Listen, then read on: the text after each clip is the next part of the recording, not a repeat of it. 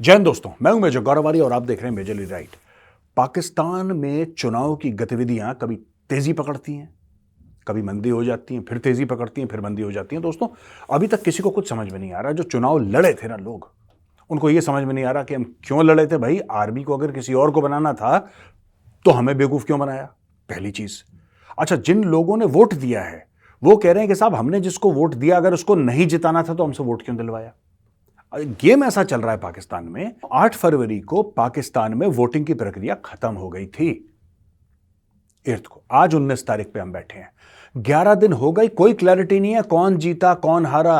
अब दोस्तों, वहां पे उठ के एक आता है पाकिस्तानी जो कहता है कि साहब, मैं पाकिस्तान के उस कमीशन में, जो इलेक्शन कमीशन है, वहां पे एक अफसर था और इन्होंने मुझे प्रेशराइज करा और मुझसे धांधली हो गई और मैं इस चीज को गलत मानता हूं, एक्सेट्रा एक्सेट्रा।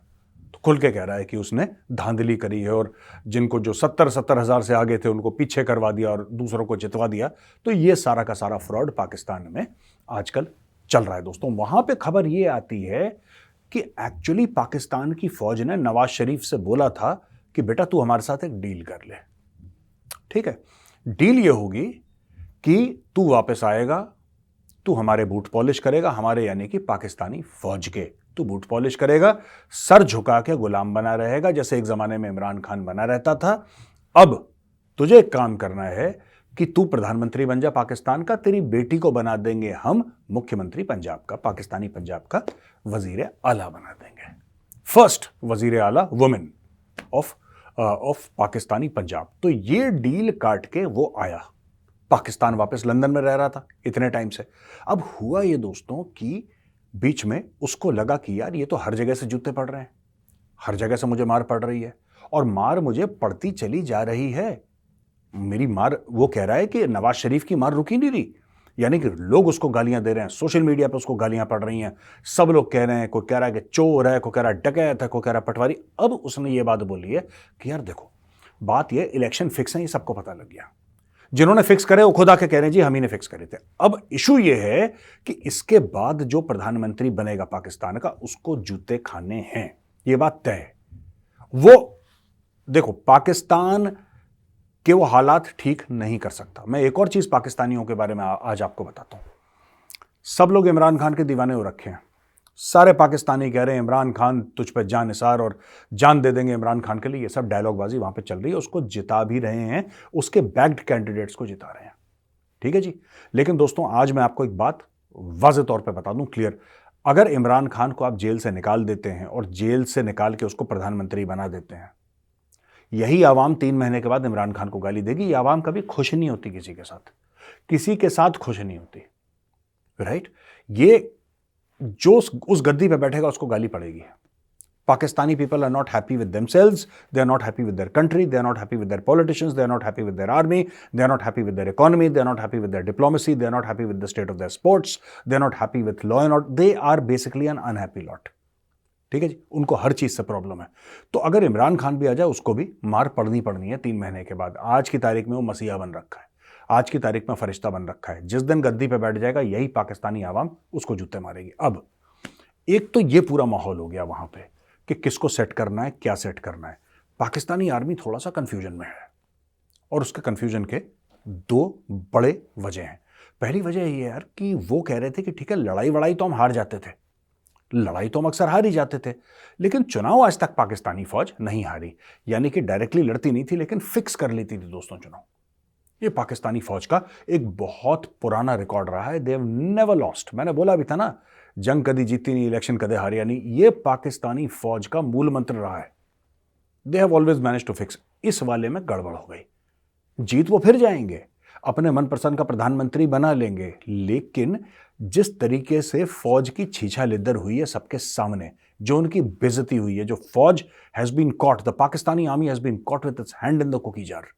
लोगों ने साफ पकड़ लिया यार, साफ पकड़ लिया। लोग सड़क पे आ रहे हैं, कह रहे हमारे सामने धांधली हुई है, हमारे सामने फोन आ रहे हैं कर्नल के, जर्नल के, कैप्टन के, मेजर के, वहां पे कॉल आ रहे हैं, ये करो वो करो, धांधली करो। तो पाकिस्तानी फौजें करवा रही है। एक तो ये चीज हो गई। वहां पे शेर मोहम्मद अब्बास स्टैनिक्जाई, कौन है शेर मोहम्मद अब्बास स्टैनिक्जाई? ये डेप्यूटी मिनिस्टर है, फॉरेन मिनिस्टर अफगान तालिबान का। तो शेर मोहम्मद अब्बास स्टैनिक्ज़ाई, ये 80s में इन्होंने इंडिया में ट्रेनिंग करी थी और इन्होंने ट्रेनिंग करी थी इंडियन मिलिट्री एकेडमी में। बाद में ये वापस अफगान आर्मी में गए एज एन ऑफिसर, फिर इन्होंने अफगान आर्मी छोड़ दी और उन्होंने तालिबान को ज्वाइन कर लिया। ये जो शेर मोहम्मद अब्बास स्टैनिक्ज़ाई हैं, he is trained in India, he is trained by the Indian army. IMA Dehradun में इनकी ट्रेनिंग हुई है। खैर, अब हुआ ये कि शेर मोहम्मद अब्बास स्टैनिक्ज़ाई ने एक स्पीच दी है और मैं चाहता हूं कि वो आप स्पीच सुने। स्पीच पश्तो में है, कोई बात नहीं, आप स्पीच सुनिए, फिर मैं उसका ट्रांसलेशन आपको करूंगा। نیم ټوټه افغانستان نن جلا ده د خط ډیورن نه اخواته واقع ده. دا په داسې حال کې چې موږ خط ډیورن په ټول عمر کې نه په رسمیت پیژندلې او نه پیژنو. دا غ فرضي کرخه ده چې انګريزانو د افغانانو په زړه باندې تیر کړی ده. او نن زمونږ په گاوند کې زمونږ شرق همسایه په ډیر ظالمانه صورت سره مهاجرین لغجر راباسي او ورته وایي چې تاسو خپل وطن ته ولاړ شئ. دوی به په دې شرمېږي نه، د دې حیام نه ورځي چې دا وطن خو د دوی وطن د زمونږ وطن خو نه ده کنه. او بیا یې خط سیمې خاردار پې تیر کړی دی، پاسپورټ د ویزې تقاضا کوي. دا ویزا او پاسپورټ قطعا قابل د قبول نه دي او نه عملي کېدلی شي. دا قومونه څوک نشي سره جلا کولی، بلکې دا عمل دی دوی، دا تصمیم دی دوی به سبب دی دې چې بیا به د 1991 کال د بنگال موضوع را سرته کیږي او ان شاء الله الرحمن د ملکونه به ازادیږي. دا چې افغانستان ته په دې شلو کلو کې هر مرمۍ راغله، هر توپ راغلی، هر تیاره راغله او زما د مجاهد په تندي لګېدل، په سینه لګېدل، د دې تاریخ معلوم ده، خلک معلوم دي، مدعیان زمونږ معلوم دي. خو که افغانستان آرامه کېده په خپلو پښو درېده بیا به د هرې مرمۍ حساب ان شاء الله سره کوو. दोस्तों, आपने स्पीच सुनी। इनकी स्पीच में ये कह रहे हैं, मोटा मोटी जो उन्होंने बात बोली है, उन्होंने ये बोली है कि जो पाकिस्तानी हैं ये बेगैरत लोग हैं, ये गंदे लोग हैं। कहते हैं कि ये हमारे बंदों को कहते हैं तुम पाकिस्तान से निकल जाओ। ये कह रहे हैं पाकिस्तान से निकल जाओ, हमारे बंदे पाकिस्तान से निकाल दिए। लेकिन मैं उनको ये बताना चाहता हूं कि ये ज़मीन पाकिस्तान की है ही नहीं। ये कोई अंग्रेज़ आया, ड्यूरेंट ने एक लाइन खींच दी, अफगानों की ज़मीन पाकिस्तान में डाल दी। हम मानते ही नहीं वो जगह को पाकिस्तान, हम मानते ही नहीं। वो जो अफगान गए हैं वो कोई पाकिस्तान नहीं गए थे, वो तो अपनी ज़मीन पर गए थे। इन्होंने बीच में तारबंदी कर दी, और इन्होंने ऐसा कर दिया कि मतलब बीच में बाड़ लगा दी। और हम कैसे एक कबीले के आधे लोग इधर रह रहे हैं, आधे उधर रह रहे हैं, लोग क्या अपने रिश्तेदारों के घर नहीं जाएंगे क्या, उनसे मिलेंगे नहीं? और फिर एंड में उन्होंने धमकी दे दी कि बॉस 1971 वाला प्रोग्राम याद है ना तुम्हें, जो तुम्हारी 92,000 पैंटें ढाका में छूटी थी, जब बड़ी बेगैरती के साथ तुमने इंडियन आर्मी के सामने सरेंडर करा था और तुम्हारा जर्नल, तुम्हारे ब्रिगेडियर, तुम्हारे कर्नल, तुम्हारे कैप्टन, तुम्हारे मेजर, तुम्हारे सिपाही, तुम्हारे जेसीओज वहां पे जलील हुए थे, राइट, बेइज्जत हुए थे। Largest surrender after second world war माना जाता है इसको, largest surrender between two आर्मीज, largest ये करा है पाकिस्तानी आर्मी ने। तो स्टैनिक्ज़ाई साहब ये बोल रहे हैं कि वो तुम्हें याद है ना, हम वो रिपीट करवा देंगे। ये खुली धमकी है, because he is a very senior person. वो बहुत ऐसे नहीं है कि मतलब he is not at a junior, he is a very senior person. और बहुत साल हो गए उनको, कितने साल हो गए तालिबान के साथ। और वो ये कह रहे हैं कि भाई देखो, जैसे भारत ने तुम्हें पीटा था ना 1971 में, वैसे ही हम तुम्हें पीटेंगे, और जैसे तुमने भारत के सामने सरेंडर करा था वैसे ही अब तुम हमारे सामने सरेंडर करोगे। तो ये दो चीज़ें हो गई दोस्तों। एक तो राजनीतिक उथल पुथल पाकिस्तान में, 11 दिन हो गए पूरे, 8 फरवरी की वोटिंग हो गई, अभी तक नहीं पता लग रहा। भारत में तो जब वोटिंग खत्म हो जाती है, फेजेस में हमारी वोटिंग होती है, बड़ा मुल्क है पाकिस्तान, तो बिलांद वर्षा है।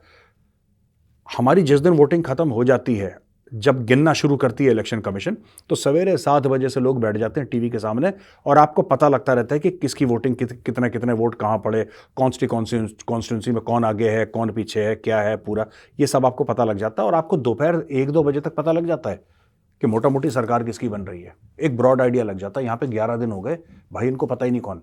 और दूसरी चीज़ जो इनको तालिबान कह रही है कि बेटा भारत ने मारा था ना, भारत ने मारा था, इस बार हम सो जाएंगे, ये तालिबान का वादा है।